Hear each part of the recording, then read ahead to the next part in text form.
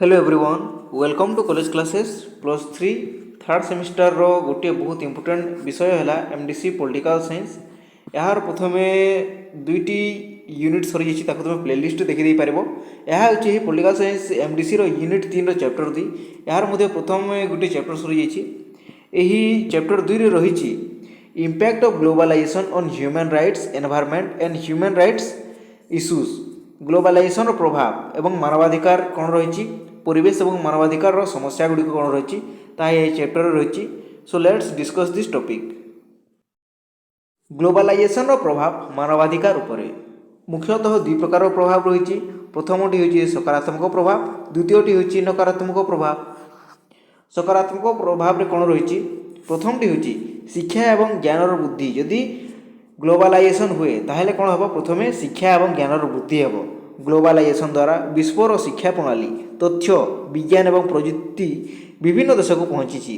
गोटे ज्ञान रही अमेरिका पाखरे ताहा ग्लोबलाइजेशन फल कौन हम? विभिन्न देश मानक जीव। भारत में रही ताहा कौन हम? अन्य देश मानक जीव। यह द्वारा लोके निजर अधिकार स्वाधीनता सामाजिक सुरक्षा विषय अधिक सचेतन होती। गोटे देशर ज्ञान अन्य देश को पहुँचवा ताहा मध्य ग्लोबलाइजेशन प्रभाव अटे। ताहा द्वारा कौन होची? लोक मैंने स्वाधीनता सामाजिक सुरक्षा विषय बुझी पारुछंती। शिक्षार गुण परिमाण बढ़िबारु मानवाधिकार सुरक्षा मध्य साहाय्य मिलुची। जेहेतु शिक्षा सबु क्षेत्र में पहुँची पारुची मानवाधिकार शिक्षा मध्य समस्त को साहाय्य करुची। द्वितीय हूँ चाकरी एवं अर्थनैतिक सुजोग। ग्लोबलाइजेशन द्वारा कौन हो? चाकरी एवं अर्थनैतिक सुजोग मध्य मिलूँ विश्व स्तर लोक मानक। विदेशी कंपानी आसवर केतेक देश नियुक्तिर सुजोग बढ़ी।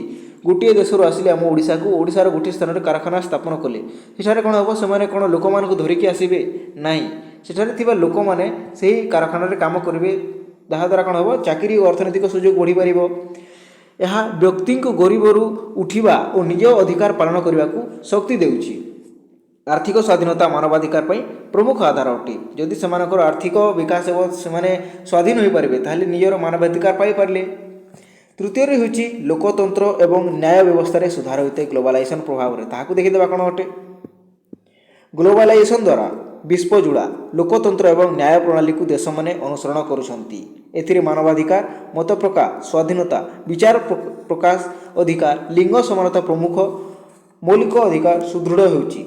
लोकतंत्र जेहेतु अनेक गुड़े देश सेठा ग्लोबलाइजेशन फल समस्ते एक होती ताहले कौन हम? लोक मानक मध्य चेतना भाव आसूची सचेतन हो पारती कौन कौन रही विश्व में, जहाँद्वारा निजर मानवाधिकार मत प्रकाश स्वाधीनता सम्मुखें से बुझीपार। किंतु यार नकारात्मक प्रभाव गुड़िक रही। ग्लोबलाइजेशन कौन रही? प्रथमटी हूँ श्रमिक शोषण। बहुत इंपोर्टेंट पॉइंट श्रमिक शोषण। विदेशी कंपनी माने अनेक समय सस्ता श्रम व्यवहार करती। से जो अलग देश आम ओडिशा को आसी से लोक मान कौन कर कम दाम से काम कराउछंती। दिन को 500-600 टंकार काम कराउछंती। ताहा कौन ठीक नुहे। एथिरे दीर्घ समय पर्यंत काम दरमा सुरक्षा नथिबा एवं बाल्यश्रम वृद्धि होता है। जहाँद्वारा से अंचल लोक मैंने कौन करते? कारखाना खोली सेठाकू जीवा आम काम करवा किंतु से अधिक अधिक काम करती कम दरमा पाती। से स्थान को कौन करती? बाल्य 14 वर्ष कम पिला माने सेठाकू जाती काम करने को। ताहा मानवाधिकार विरोधी अटे। ग्लोबलाइजेशन द्वारा यह हूँ नकारात्मक प्रभाव प्रथम पॉइंट हूँ श्रमिक शोषण। यह मानवाधिकार उपर गुरुतर प्रभाव फैलाई थाए। द्वितीयटी हूँ सांप्रदायिकतार ह्रास। यह कौन? पश्चिमी संस्कृति विश्वजुड़ा प्रभावशाली होगा स्थानीय सांप्रदायिकता पोशाक भाषा जीवनशैली दीर्घकाल दुर्बल होती। सांस्कृतिक अधिकार मध्य मानवाधिकार अंश तेणु यह प्रभावित हुए। कौन हो? पश्चिम संस्कृति विश्वजुड़ा प्रभावशाली होबार स्थानीय सांप्रदायिकता गोटे स्थान में गोटे कल्चर चली आसूची किंतु अन्य जो ग्लोबलाइजेशन फल कौन हो? सेठार गोटे नुआ कल्चर आसी किंतु यार कल्चर नष्ट हो जाउची। जहाँद्वारा पोशाक भाषा जीवनशैली दीर्घकाल दुर्बल हो जाउची। यही जो अन्य देशर आसी संस्कृति ताहाको यही लोक मैंने पालन करुँच जहाँद्वारा निजर संस्कृति मध्य बंद हो सांप्रदायिकतार ह्रास होउची। नेक्स्ट पॉइंट हूँ अर्थनैतिक असमानता वृद्धि होगी। ग्लोबलाइजेशन नकारात्मक प्रभाव में अर्थनैतिक असमानता वृद्धि होगी। किपरि?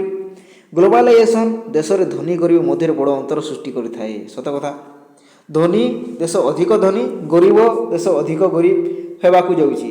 अमेरिका आसिला ଏହି ଆମ ଭାରତକୁ କ'ଣ କଲା, ଭାରତରେ कंपानी खोलिला, विभिन्न कार्य कला, जहाँद्वारा अमेरिकार वृद्धि है, किंतु भारतर किसी तार लाभ है ना, किसी लाभ हेले ताकू लाभ धरा जीव ना। यही असमानता लोकंकर खाद्य, शिक्षा, स्वास्थ्य पाई अधिकार उपरे प्रभाव पकाई थाए। आम भारत देश कौन हम निम्नगामी हम, किंतु अमेरिका जो आसी अन्य राष्ट्र ग्लोबलाइजेशन फल तार विकास हो, तेणु अर्थनैतिक असमानता वृद्धि हो, किंतु ग्लोबलाइजेशन फल कौन होगा उचित, उभय देशंकर विकास होगा उचित, किंतु यह हूँ नकारात्मक पॉइंट।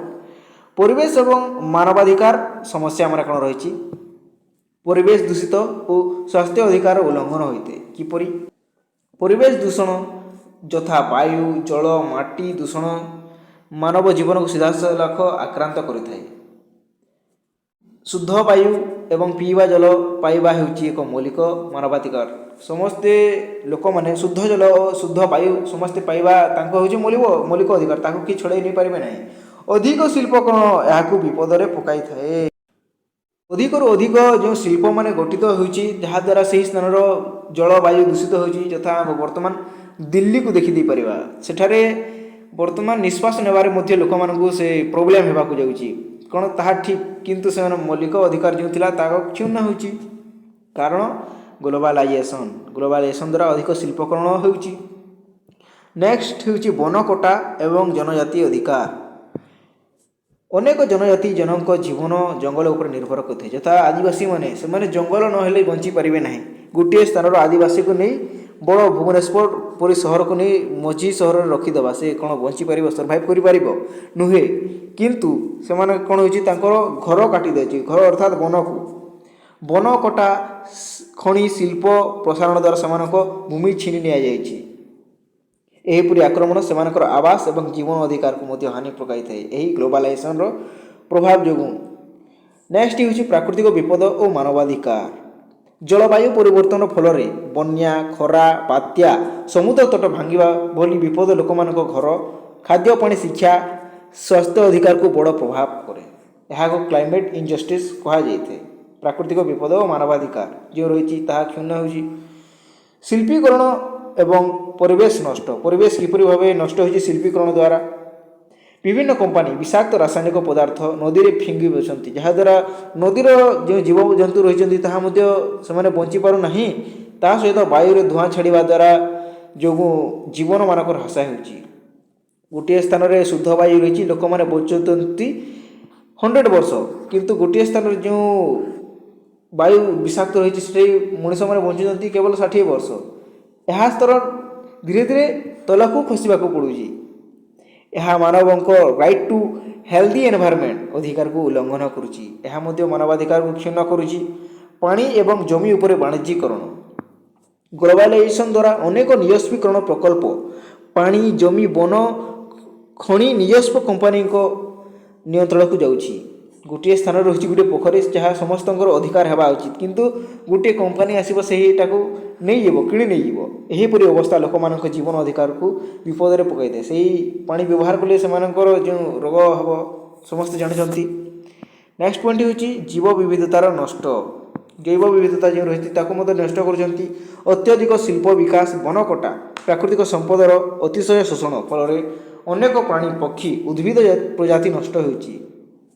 यह पृथ्वीर समता को भांगी मानव जीवन को विपद में पकाई थाए।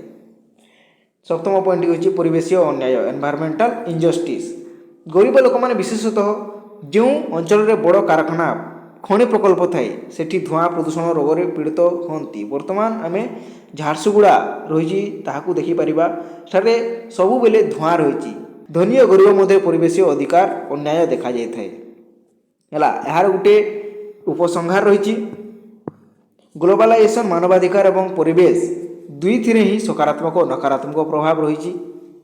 यह अर्थनैतिक सुजोग देता बेले श्रमिक शोषण, परिवेश नष्ट एवं सामाजिक असमानता को बढ़ाई देउची। तेणु सरकार, न्यायपालिका, आंतर्जातिक संगठन और नागरिक माने सम्मिलित भाव मानवाधिकार एवं परिवेश सुरक्षा पर संपर्कित नीति गठन करने आवश्यक। ग्लोबलाइजेशन जिते विकास रही तार से नकारात्मक प्रभाव रही, ताहा विरुद्ध कौन करवा उचित, सरकार माने नीति नियम तैयारी करवा उचित। तो यह थिला पॉलिटिकल साइंस एमडीसी रो यूनिट 3 रो चैप्टर 2। धन्यवाद।